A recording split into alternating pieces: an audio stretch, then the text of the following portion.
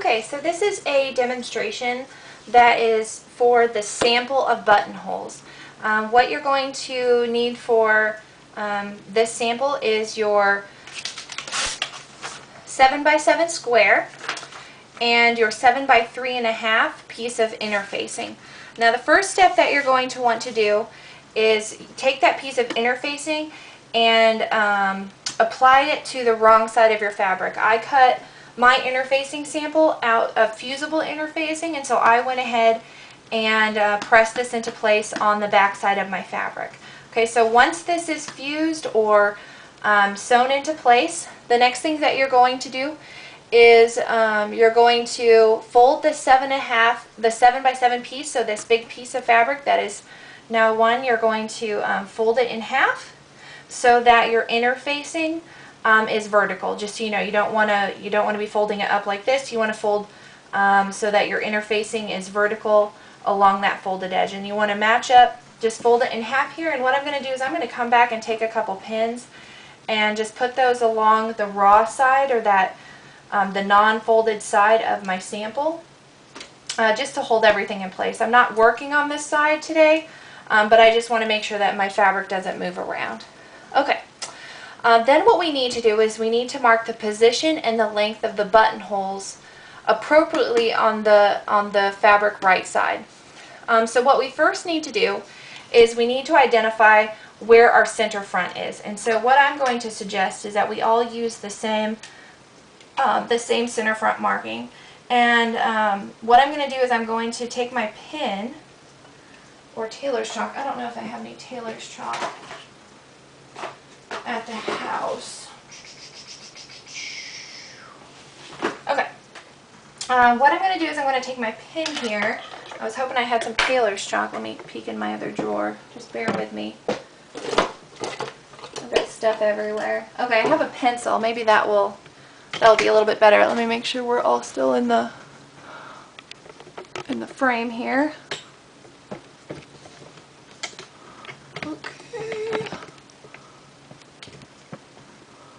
Okay. Sorry about that. I just want to make sure that hopefully you guys can see this while I'm drawing. So what I'm doing is I'm working along the folded edge, and I'm going to line up my ruler so that this folded edge is at the 3/4 inch markings, and I can look through my ruler here. I'm going to go ahead and flip it around. I can look through my ruler here and identify 1/4, 1/2 inch, 3/4 from the top edge, and then line up that 3/4 marking all along the folded edge line. And then I'm going to come back with my pencil and I'm going to rub a line, and what this is indicating is this is my center front.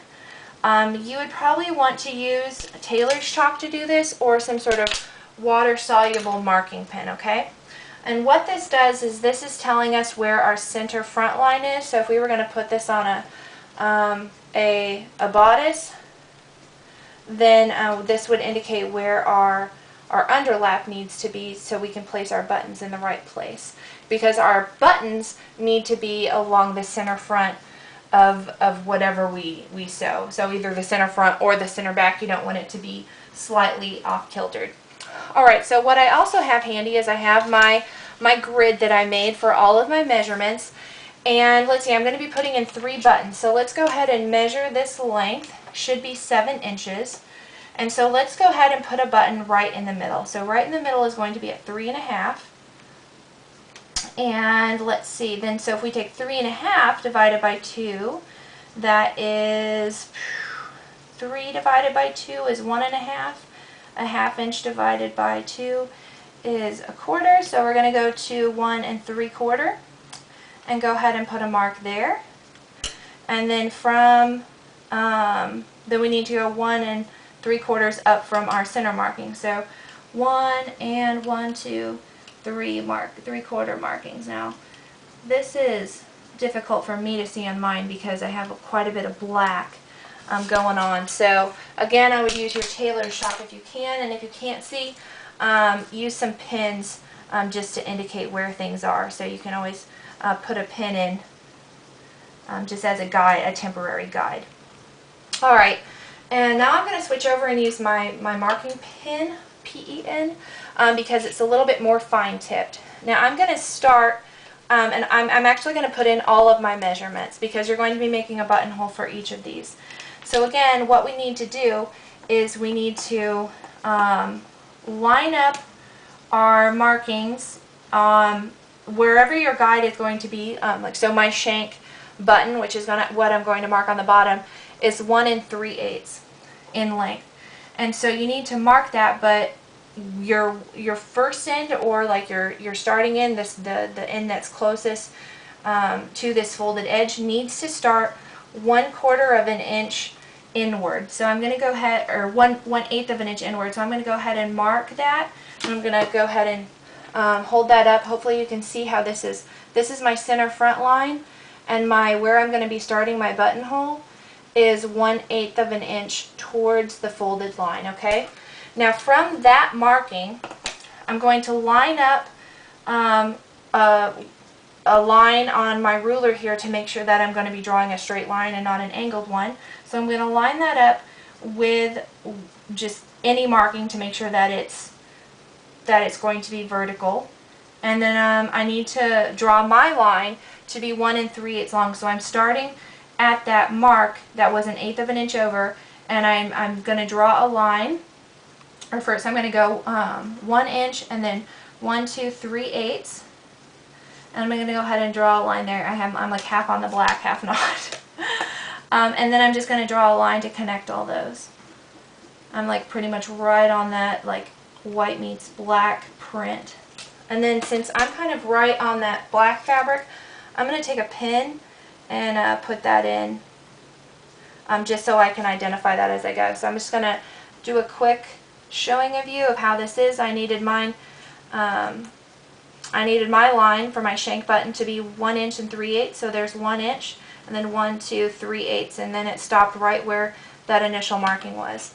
All right. So what I'm going to do is I'm going to go ahead and repeat this marking process for my remaining two buttons. My 2-hole button, and I'm going to go ahead and write an S here for shank. Along my marking here, and then my next one is my 2-hole button, and that marking was my length of my button was 1 1/4. So whatever your button is what you need to mark. And again, I'm starting off by marking 1/8 of an inch over from that center front line, lining up that edge with a vertical line on my ruler to make sure that everything is going to be parallel as can be. And then I'm going to count over 1 1/4, so 1 inch and 1/4, which is again, I'm like right on the black. So I'm going to go ahead and put a pin in again. It's kind of tricky to see here. I'm going to go ahead and remeasure just to make sure. So 1 inch and 1/4. Okay. 1 inch and 1/4. It's like right where his guitar is at. Okay, and then I'm going to come back in and draw that line to make sure that it's going all the way across. Okay, and then my last marking up here, which is like all on the black, so I'm just going to go ahead and get a pin ready. I'm first going to mark that 1/8 of an inch over, and then I'm going to measure. And in my case, this is just 1 inch. So I'm going to go ahead and measure 1 inch over. Attempt to mark that, but it's totally not going to show up. Put a pin in. And then come back in and draw that line. Connecting my front line to my back line marking. Okay. So what I don't need is I don't need that center front marking anymore because I can see my 1/8 of an inch. So what you should have marked before you go ahead and start your stitching is you should have all 3 of your buttons marked. And I'm going to go ahead and write, I'm going to go ahead and label these. So I have an S at the bottom for my shank, 2H for 2-hole, and then 4H for 4-hole. Okay. So I'm going to go ahead and stop the video for now so it doesn't get to be too long, and then the next step that we're going to do is we're going to sew these into place. I'm going to switch the buttonhole feet because for my machine it actually uses a different buttonhole foot, but you're going to want to use the one that comes with the machines that we're using in class, or if you're using yours at home, that you use the buttonhole that came with your machine, the buttonhole foot that came with your machine.